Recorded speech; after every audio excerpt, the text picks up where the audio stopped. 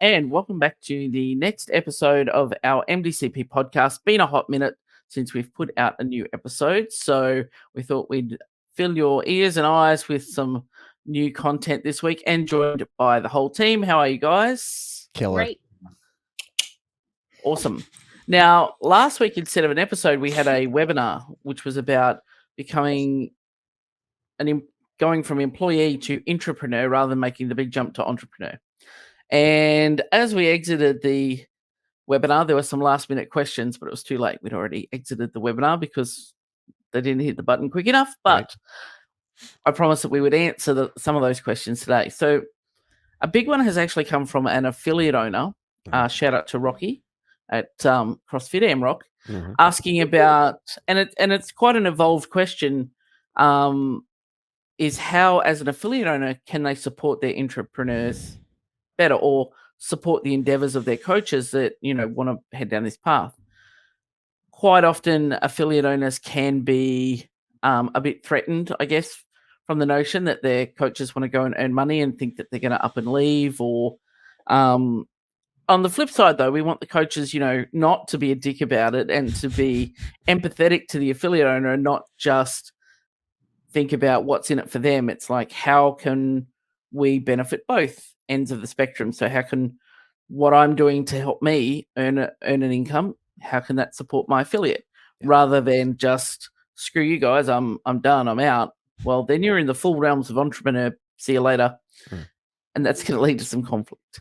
So we want to look at it with a view of compassion, I guess, for both sides of the story, but how can both support the other, to take that question a step further? Away you go.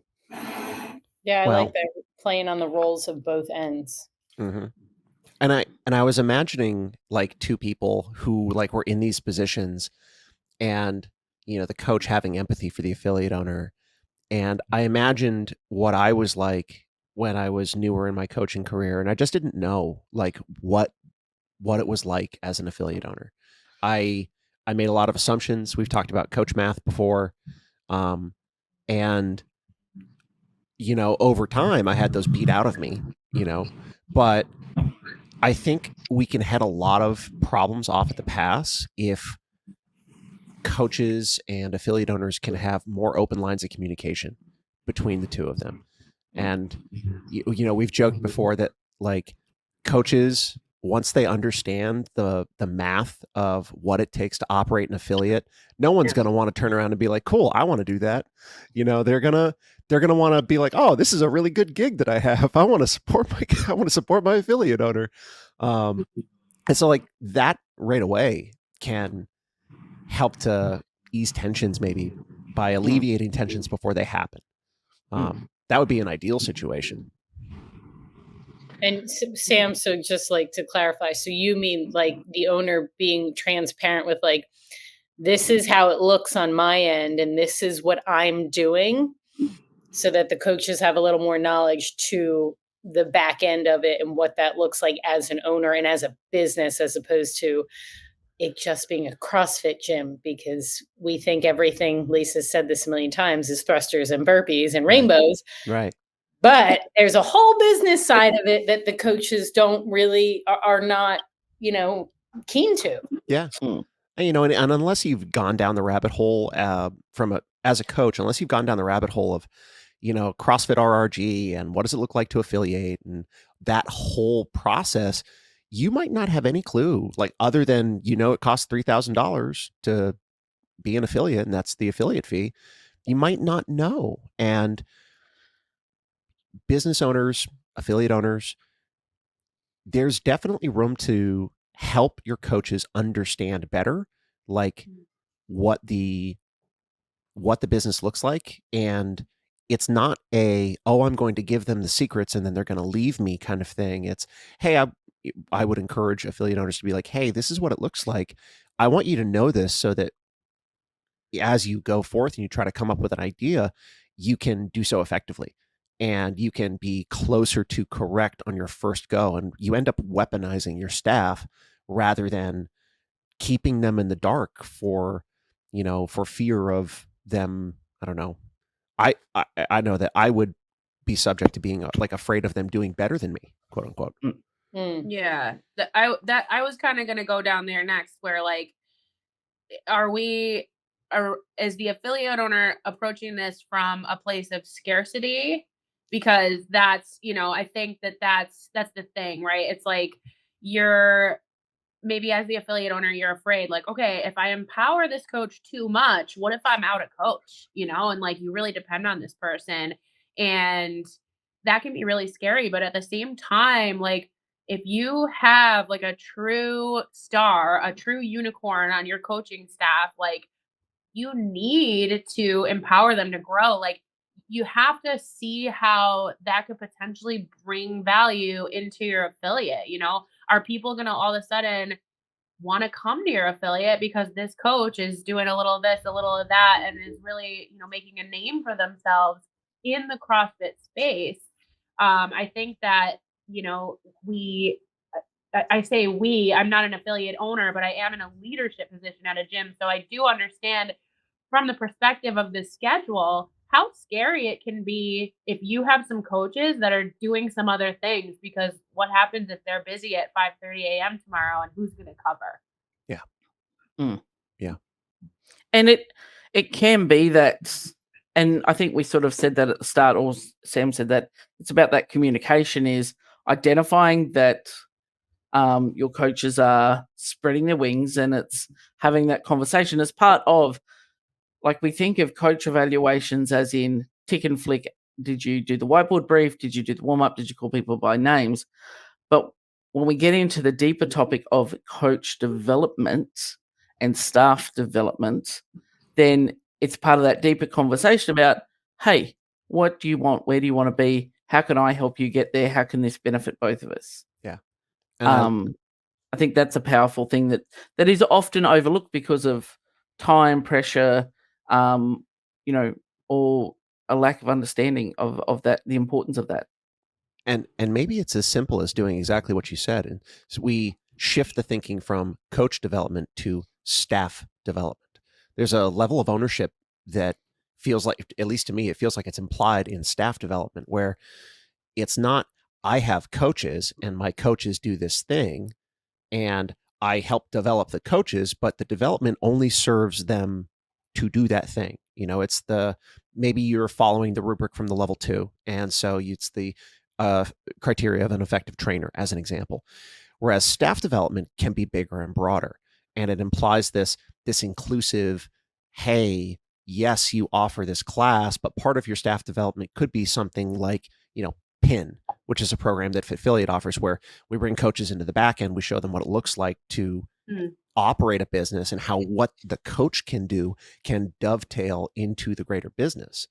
And like now, like, because the coach is informed, they are in a position to better create an offering or help improve something that's already existing, or something like that. Yeah, Sam, I want to like piggyback off that, because having, done a couple rounds of PIN and stuff, I would say like the second part of that is, if you offer those kind of developments and that information for them, whether it's just you're going to do your own staff development or you put someone through PIN,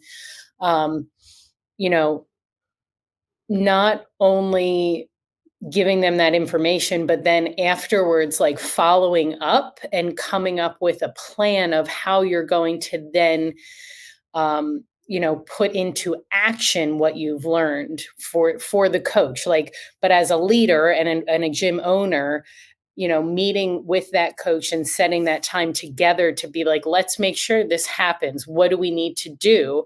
And so that you can have the steps in place to follow through with something that will, potentially help your coach grow, help also your gym grow. It's a service for your members, and it really helps all of you. It's important to note too that, like, the purpose of PIN is that it is to support the affiliate and the affiliate owner. We've had, some instances where people are like, oh, I thought this was for me. No, it's designed to help you develop skills and understanding of what's going on in the affiliate and help the affiliate owner, because that's where that's where the collaboration comes in. That's when you learn those skills. You're right, Ash, to go and have a conversation with the affiliate owner and say, hey, here's an offer I want to put forward. Here's a thing I want to do. I understand these are our numbers. Great. So I want to help move them to where you want them to get to. So they have an understanding of that. But again, it comes back to that, being open, honest, and almost in a place where it takes some vulnerability to bring that forward to the table as a coach to say, hey, I want to put my head out of the gopher hole and do something rather than I'm just going to turn up, coach my 4:30 and go home. Right. Well, then it sounds like the first thing that we could offer affiliate owners as a recommendation is shifting the perspective from coaches as a necessary expense to coaches as an asset. And not just an asset, like not just the means by which a service is provided, but an asset that can be grown and developed. It's not a fixed asset, it's a growth asset. Yeah. And it's considering it in that framework. So you go, okay, how do I develop this asset? How do I maintain this asset? Because ultimately it's not a bad thing. Whereas if you're operating in a scarcity mindset, and as Christina said, you'll think, well, I'm going to lose this coach, they're going to leave, versus, well, there's enough for everybody. And if they do well, we do well. And understanding that perspective, then it's okay, because if your coach is off earning some more income, and it's helping the affiliate, then they're more fulfilled. They're going to stay. Everybody wins. Yeah. And it helps us here in the affiliate, and it gives the members a better experience if we're offering products and services directly linked to the affiliate. And, I think our affiliate owners are, even though they don't realize it, maybe to a great extent, they already did the entrepreneurial leap. They did the whole, I'm going to really go balls to the wall, jump in, put my name up on the sign of this thing, and I'm going to own this thing. Yep. So, they are the perfect role models to show coaches, that you can create something from nothing, which is, even if they bought an existing affiliate, they're still creating something from nothing, because they're putting their own particular slant on it and they're doing their own thing. But they went out there and did that, and they're just helping coaches bridge that middle gap, because, as we said on the webinar, going from employee to full entrepreneur is pretty scary. Yeah. It's like, well, I've got this security here. Out there, there's not so much security, and I'm just sort of hanging on the branch by myself. The affiliate owner can really, nurture that spirit within them and, give them that safety and security, but also then, encourage them to try new things under that role of doing that staff development. Yeah. There's enough people who will teach you coach development, how to teach a better air squat. But what you need to learn, if you don't have that skill, is how to develop your team. Yeah. And nobody, by the way, can come in and know how to develop a coaching asset for your business better than you. Like, you as the affiliate owner, what your culture is, what's important, like, your why behind why you signed the lease and opened the doors. And so you are the best equipped to be like, okay, in service of that, I want to work to develop this asset. And going back to what you were saying about keeping people in the communities, I know, like, the churn rate for coaches is probably higher than it has to be. And some of that is kind of due to the limitations of the ecosystem. We have some coaches come into this part-time. Some coaches, they want to make it full-time. They want to make it a career, and they might not see a path to that is just hours in the, like, on a class or PT or something like that. And so for the affiliate owner, I don't want you to lose your coach. I think about Don Fall, who wants to get to 30 million CrossFitters. Yes, cool. We're also going to need like a half a million trainers. And so I want your trainers to stick around so that they can offer the life-saving service of CrossFit to those members. And affiliate owners, you can almost see it as a proactive, protective step to look for ways to help grow your staff so that they can grow their income and don't have to leave the community to do so. And I know so many of them, they love their communities. It's a heart-wrenching thing when they have to weigh leaving the community because they have to financially versus staying and not making ends meet. Yeah. I think, sorry, I was like, No, is no, she gonna go? I was just breathing. I think that there's a really important like base layer step here that we haven't addressed yet. And, you know, I think like I'd venture to say that like 99% of the time when things go sour or like a relationship like this between a coach and affiliated owner doesn't quite work out, it's almost always because there just were not clear expectations, right? So I think like as the affiliate owner, like you need to be very explicitly clear with a job description. So like, what are the parameters of your coach's job? What are they expected to do for what you pay them? And then if they are meeting all of that while also going after some other things, then that's fine, right? If they're meeting the requirements of their job. Now, if you feel like they need to do more, well, then you need to put that in their job description. And also, you need to have some parameters as far as what they're doing, right? None of us here are saying that it's okay for a coach to just go ahead and like pull PT clients from, you know, like within their own class and be like, hey, I'm going to coach you by the side, even though I work here, you know? So it's like, it's not like, I think that there can be some muddy water there, but like with a little bit of clarification and just like that expectation that's set, there would be a far less number of these kind of relationships that have gone sour between coaches and affiliate owners, I think. Yeah, no, you're totally right, Christina. Like setting expectations and boundaries and, you know, like Sam said at the beginning with communication, just like putting everything out on the table and being totally transparent. Real quick funny story. One of my favorite ideas around that was something I heard Chuck say one time was if you are in an affiliate or you're in an ownership position, you have staff and they work for you and you don't have those in place. His idea was you call each one of them into the office one at a time and you say, I got bad news. You're fired. The good news is I'd like to rehire you immediately. Here's the new contract, and you can lay out all of the roles and expectations. Right. Like, and you make it, and you have the chance to make it explicit, and everybody gets the same deal.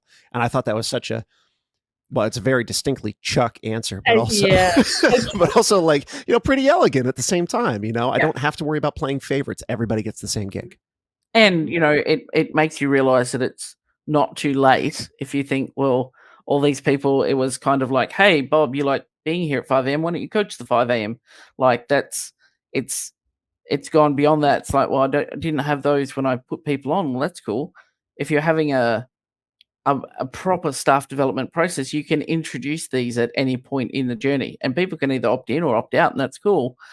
But at least then, if someone opts out, you've got it there ready to go for the next person when you feel that they're going to start from the best possible footing forward for both people. And I think it is that big expectations, because quite often we think as affiliate owners that people can read our minds and that, well, I would do that. Why, one of the struggles I would have is that I would do this. So why, when I was a coach, so why aren't my coaches doing it? Right. But it wasn't a clear expectation. Yeah. And at different times it may not have been reasonable. But when I started doing actual staff development and having those powerful conversations, it was a very different framework than expecting that people could read my mind. Yeah. So it'd be nice. Oh, you don't want to go in there and read my mind, Christine. She spent too much time with Tony. Yeah. You don't. Just enough time with Tony. But yeah, so when we're talking about this in the context, I guess, then of, helping affiliate owners feel supported, because we understand that this is a daunting process. It can be scary. It's the unknown, like the what ifs, because, how do we make that shift then from a place of scarcity that my coaches are all going to leave to one of more growth, in that this is going to benefit both of us, and how do I put the steps in place to start those conversations? I think it starts with a mindset shift, right? Thinking of your coaches as a growth asset, something that appreciates in value and can appreciate in value beyond which you are capable of imagining. Right? Because they're an independent human being. They've got free will. They can come up, like, they don't have your brain space, thank God. So they might be able to come up with some amazing things, and I hope they do. After that, maybe that begins with a conversation. Maybe you put all the coaches together, one of your staff meetings. Hey, this is the state of the union in terms of where our business is, right? I want to make it known. I want to make it clear. My door is always open. I want you to feel free. If you see a need for something, or if you come up with an idea, I'm not going to shoot you down. I want you, be encouraging and welcoming. I want you to come to me with those ideas. And I don't want it to be a scary thing. I want this to be a collaborative effort, because I want, of course, the affiliate to succeed, but I also want you as individuals to succeed as well. And I want you to be recognized and receive appropriate compensation for your good ideas.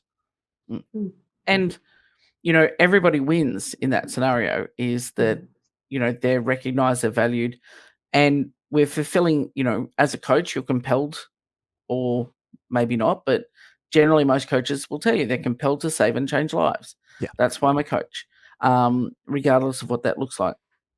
And an owner will tell you they open an affiliate to save and change lives. So we're here to improve, to be the lifeboat for the people that need us, so we can actually be a far more powerful force together than, battling against each other over, trying to get to the same place. Right. Yeah. I think too, I think the affiliate owner needs to look in the mirror, and they need to ask, what is it that's bothering them about this coach's venture, right? So it's if you have a situation where you, as the affiliate owner, have a coach that's out there seeking other income, why does that make you so uncomfortable? And I think a lot of times that is going to come back to insecurity, just feeling like you're not good enough, that you're not doing well enough. Definitely pokes this nerve of well, my affiliate is not successful enough to give this person a full-time job. That hurts the ego, right? But think about any coach out there that has done something really cool. You see them all the time on Morning Chalk Up and any of the other news publications that come out in the CrossFit space. And the first thing people ask about coaches is ooh, what affiliate do they coach at? I want to go there, And you have to realize that if people do something cool in this space, other people are going to want to go work out with them in their day-to-day life. So it's as the affiliate owner, you should be celebrating that. Every little thing that this coach is achieving, put it out there. Be let's say a coach starts a nonprofit or something and is doing something really awesome for people with, with addiction, just spitting off to kind of what's going on down from that Small Town Strong documentary, what's going on in Ohio with Dale King's gym. He's got coaches doing other businesses and other things, and they're all things that he has created, but they've created this entire community of people they're making soap there. They're doing so many different things down there that have all branched out from his little CrossFit space, and they've got multiple locations, and it's an ecosystem of just people helping people through actual real life things that are really real and really hard. And that wouldn't have happened if there was competition going on, or you know what I mean? If we weren't just shouting out people's accomplishments and really shining every single person that's a part of that operation. Yeah. I was listening to you talk about that, and I thought of one of the best pieces of advice I ever heard regarding social media was, your social media isn't for your members. It's for all of the people who haven't yet walked into your gym. And so social media is a powerful tool for telling the story of your members. And then when I think about it from that perspective, of course, why wouldn't you also want to celebrate your coaches, the people who stand and lead your community? You know, you there's a something, I can't remember the exact wording from the Jocko Willink book, but he's basically like, you know, when people you celebrate all of the wins and you take none of the credit, and then when things go wrong, you take all of, like, the buck stops at your feet, that kind of thing. You know, and like that level of leadership and the buy-in level that inspires from your coaches, like there's no competition there, you know. And going back to thinking of your coaches as staff, like you're like a big bird wrapping your wings around them. You're gonna keep them safe, you're gonna take care of them, you know. Big old albatross. And I think too, I don't know if albatross is the right. Isn't albatross a bad luck thing? I mean, like, okay, so yeah, so like connotations aside, but it's a big bird. Yeah. Okay. Good. Yeah. I was just thinking about the juju we're putting out there, but isn't now I've lost where I was going with that, but also understanding that if we see coaches out doing something and offering something to the greater world, it's our opportunity as affiliate owners to go, hey, you know, there's 50, 60, 100, 200 people here who probably need that thing. Can we do that in-house? You know, you don't have to go hunting in the wilds for picking up random, you know, people. Like we've got a whole group here that need what you have. How do we structure that so we can do it in-house, so that's going to help you and help us and be way less work and way less stressful for you, that you don't have to go, you know, shaking the can down the street and wearing a sandwich board like, hey, I'm a coach, come work with me. It's, you know, how can we support our community with that? Like, let's talk about what you're offering and let's see how we can deploy it in-house. You get practice in a safe environment, you get, you know, a ready-made audience, and then you can try and test it, and our members get better, you get more confident, and then, you know, if you decide to offer it externally at some point, well, you've acquired a whole skill set, you've had it tested, you know, the ins and outs. Like there's a powerful opportunity there. Like you said, rather than sending them out into the big bad world alone, it's like, well, let's build something here and see how it looks. Like, test it here. These are your people. Yeah. And sometimes, like, you outsource a bunch of things already. You outsource, in some cases, programming. You outsource gym management software. You outsource any number of services. It doesn't have to be limited to things that you opt into on a monthly charge basis, right? Like it's not. It doesn't have to be limited to a Spotify membership. Yep. Yeah. And it can be, you know, I think when a coach feels that, it's a really empowering thing for the relationship. It builds the trust. It builds the, oh, wow, I've got someone who has my back, who believes in me and trusts me with their people beyond just, you know, the 4:30 p.m. class every day. Is like, okay, this is something that I can be confident in. And half the nuance with taking something to market, whether it be an open market or more closed, is being confident in your offer and what you're doing, rather than, please buy this from me, please.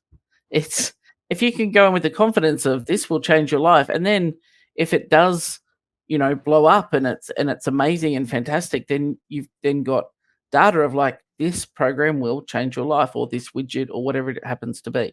Yeah. So as affiliate owners, we can really nurture that and help that to grow and see those abilities.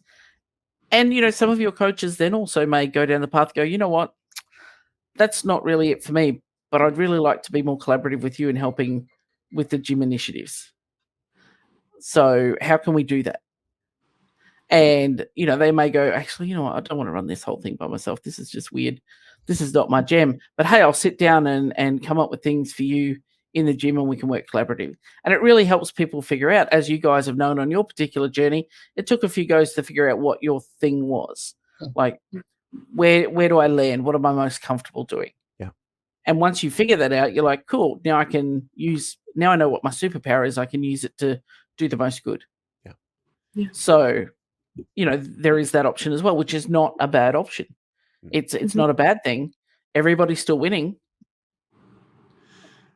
I think like if I was going to sum that up in a sentence, or like this whole theme right here, like it's incredibly scary and potentially triggering to be in a position. And I love that Christina said, look in the mirror and be honest with yourself about what you feel when you're approached by that and you feel those feelings. Like, it is easy to operate from a position of scarcity. It is scary and much harder to find a way to say yes. But longer term, the more opportunities you can find to say yes to, it doesn't mean everything's going to pan out or that you have to do everything. But if you're looking for a way to say yes because you can be encouraging, you can be welcoming, and you can want to work collaboratively, as you say, with that coach, like that can be the difference at the end of the day. Because even if a coach's ideas don't come to fruition, or you run the numbers and it's not going to work out, or you try it and it's a total flop, the coach who comes to you and says, I have an idea, and you're like, cool, let's try to make it happen, is going to stick around and feel more supported 100 times over than the coach who never gets to try anything for insert reason here. And it's very easy as an affiliate owner, because I've done it and I'll own it, to say no to everything. It's like, no, that's not what we do. No, that's not what we do. But then one day I started saying yes. Coincidentally, not long after I started working with Affiliate. Maybe connected. But I started saying yes and saying, well, cool, if you want to run that, you own it. Here are the parameters. So here's your boundaries and your minimum requirements. So if you don't get the people for the class, then it dies. Like, I'm not covering it. I want you to run it. I'll help you promote it, but it's your baby. So go away and come back with the structure. It was amazing the things that came out of the team of coaches then. And the ownership that they took from that led to them taking ownership of lots of other things, which had been, implied and expected, but then they actually started doing the things as well, all the other little things. It's like, okay, now we're all traveling the same way, just by me changing my framework of, okay, well, there was no really good reason for me to say no, except I didn't want it to be another thing that landed at my feet. So if you can come to me with a solution already built out and understand the parameters I want you to work within, okay, there you go. I'll help you as much as you need. But this is yours to own. So there is power in being open to saying yes. It's scary at first. The more you do it, the easier it is. I think too, like, I think it's important to note that, like, I think we spent a lot of this episode really talking about the affiliate owner's perspective here, and like, how we should like open our mind as affiliate owners, but like also like to the coaches out there, like from the coach perspective, you are not exempt from communicating and being open and honest, right? So like I've met a lot of coaches along my line where, there's just a lot of assumptions going on, but no actual communication with the affiliate owner. And it's like, I think it's very easy, Sam kind of touched on this a little bit earlier. Like, it's, if you have not been in that affiliate owner position, like, it's very easy to make assumptions, very easy to not really know the truth of what's going on. And you kind of just like, again, you assume the situation, but like, if you're a coach out there and you're trying to make a living here, you're trying to do something, you're trying to be an entrepreneur, an intrapreneur, whatever realm you want to call it, however you want to define it, you have to like stand up and be a big kid and like ask for what you want, communicate it, put it on paper, make it real, make a plan. Like, you can't just expect your affiliate owner to just hand you a silver platter with this ticket to your future. You have to put the work into it. So I think, I just want to like little defense for the affiliate owners out there, because it is a two-way street. It really is. And, I'm like, listen, I'm on the coach side of it. So like, I know what it's like to fall into that trap of getting a little bit entitled, and it's not okay. It's not okay. So like, you really need to check yourself before you wreck yourself, as they say. Yeah.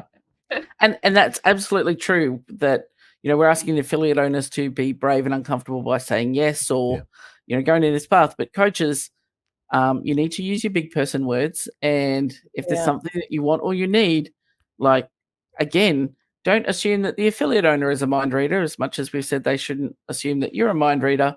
Like, it all comes back to that key point of communication. Like, have a conversation, and if you've got a robust staff development process where you're actually not just filling out a sheet to tick and flick and say, yep, you ran a good class, tell me what you want. What are you struggling with? How can I help you? Yeah. Actually having a coaching conversation with that person, then, everything becomes a no-brainer, becomes a lot simpler. Everyone's on the same page.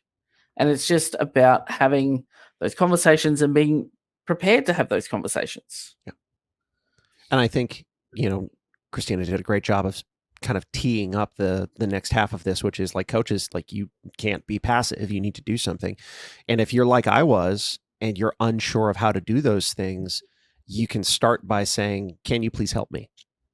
And go to your affiliate owner. Hey, can you please help me? I have an idea, or I'd like to have a discussion. And that asking for help can be an incredibly disarming thing. And I'm not saying to wield it manipulatively. I'm saying, if you don't know how to begin that discussion, that is a probably pretty genuine and succinct way to at least get the conversation started. And when I was absolutely terrified of doing anything that could be considered like beyond my station, starting with, hey, I need your help. Like, I don't know the truth of this situation. I'm trying to feel my way through it. Can we talk about this? And that helped me at least start it. Yep. Yep. And I think that's, how we need to approach it with, like Christina said, without that air of, entitlement and arrogance and, well, you need to, or I want, like, and this is where we touched at the start, is having some empathy, compassion, and understanding for the affiliate owner's position. They're not paying you more because probably they can't afford to, which is a whole other conversation. And if you're an affiliate owner in that position, head on over to the Fit Affiliate podcast. We'll be happy to fill your ears with some content or book a call with us. But, but have some empathy that, they do value you. Don't go in with from a position of already of that scarcity, that closed mindset that they don't value me. Don't always assume that the sky is falling. They do value you, and they will more often than not bend over backwards to help you get to where you want to be, because someone surely did it for them along the way. And they might already be doing it. This affiliate owner might be paying you before they pay themselves. They might have been doing this for years, and you might have no idea what they are experiencing in the behind the scenes, behind the curtain operations of this place that you just show up, coffee in hand, set up a couple boxes and rowers, and Coach Christine, Yeah. It It is very much a two-way street. So it was interesting when the question was put forward, and it's been a week since we did the webinar, and it's given me a lot of time to reflect on the question and think about, the way that we can approach it. It's definitely not a one-sided conversation. Both parties need to come to the table with some growth mindset. They need to come with some vulnerability and be prepared to listen to maybe some hard facts and hard truths and some reality, but also come with an open mind to, well, how do we change where we're at for both of us? And how can I help? And I always quote it, but there was a show, I don't know how long ago now, called New Amsterdam, and it was a medical drama, and the chief of whatever he was, the chief of the medical department of the hospital, he would just walk up to people and just say, how can I help? They would come to him and say, hey, Sam, I need to ask, cool, how can I help? Rather than no. And if we can approach more conversations from that perspective, I found that particularly powerful, is how can I help?